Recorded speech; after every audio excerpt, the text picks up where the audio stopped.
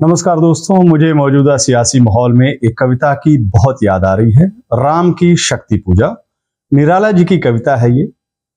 अपने कॉलेज के दिनों में मैंने ये कविता पहली बार पढ़ी थी। कविता का प्रभाव आज तक मेरी जिंदगी पर है।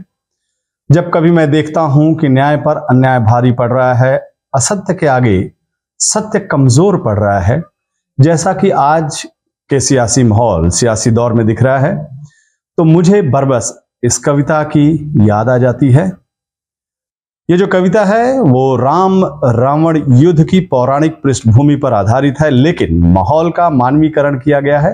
कविता में भगवान श्री राम एक आम आदमी हैं, एक आम मनुष्य हैं, एक ऐसे आमजन जो अन्याय को देखकर खुद को असहाय महसूस करने लगते हैं।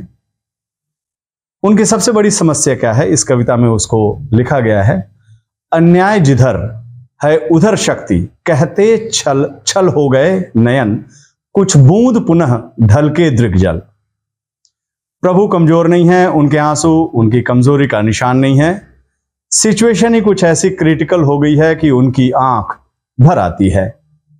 दरअसल अन्यायी रावण कल बल छल की नीति पर चल रहा है।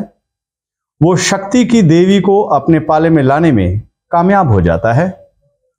नतीजा ये होता है कि देवी के कृपा से रावण राम जी के वार से बच जाता है। प्रभु राम अपने साथियों से कहते हैं, और क्या कहते हैं, इस कविता में लिखा गया है, मित्रवर विजय होगी न समर, यह नहीं रहा नरवानर का, राक्षण से रण उतरी महाशक्ति, रावण से पा आमंत्रण। मौजूदा राजनीतिक माहौल को सामने रखकर आप इस सिचुएशन को महसूस कीजिए। जिस राजनीति से शुचिता और साफगोई साफ गायब हो, वहां सत्य और सादगी की राजनीति की मुश्किल को समझिए। प्रभु श्री राम को इस विकट सिचुएशन से निकलने का रास्ता ज्ञानी जामवन जी समझाते हैं, और उस कविता में लिखा हुआ है, रघुवर विचलित होने का नहीं देखता मैं कारण, हे पुरुष सिंह तुम भी यह शक्ति करो धारण, आराधन का दृढ़ आराधन से दो उत्तर, शक्ति की करो मौलिक कल्पना।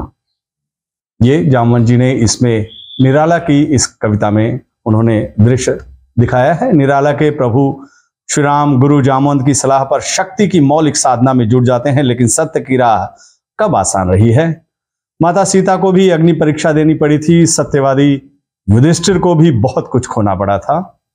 निराला के श्री राम को भी कड़ी परीक्षा का सामना करना पड़ता है।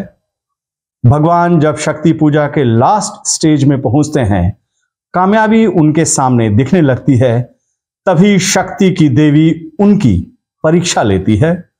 पूजा के आखिरी फूल को लेकर गायब हो जाती है। द्विप्रहर रात्रि साकार हुई दुर्गा छिपकर, हंस उठा ले गई पूजा का प्रिय इंदिवर। भगवान की आंखों के सामने फिर अंधेरा छा जाता है। जीत मुट्ठी में आकर फिसलने लगती है। वो फिर शोक मनाने लगते हैं।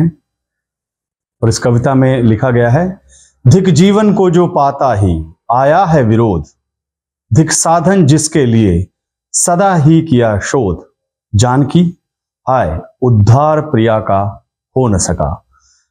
कविता का क्लाइमेक्स अभी बाकी है। प्रभु का दिल जरूर रो रहा है, लेकिन दिमाग सक्रिय है। वो भगवान राम को प्रॉब्लम का सलूशन बताता है। कहती थी माता मुझको सदा राजीव नयन, दो नील कमल हैं शेष अभी, यह पुरुष चरण पूरा करता हूं देकर मात एक नयन।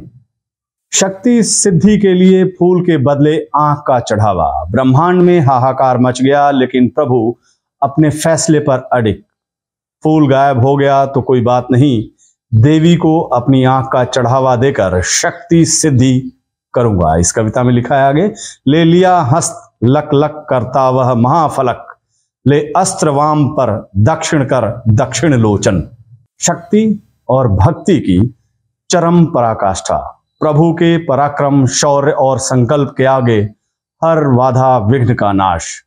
देवी सम्मुख आती हैं, प्रभु को आशीर्वाद देती हैं, और इसमें लिखा गया है, साधु साधु साधक धीर, धर्म धन धन्य राम, कह लिया भगवती ने राघव का हस्त धाम। होगी जय हे पुरुषोत्तम नवीन। हे पुरुषोत्तम नवीन इस कविता का केंद्रीय भाव है। इसी एक केंद्रीय भाव में सत्य और असत्य का संघर्ष है। जब कभी मौका मिले आप पूरी कविता जरूर पढ़िएगा। आज के सियासी माहौल में इस कविता की प्रासंगिकता पर आपकी टिप्पणी का इंतजार है। नमस्कार।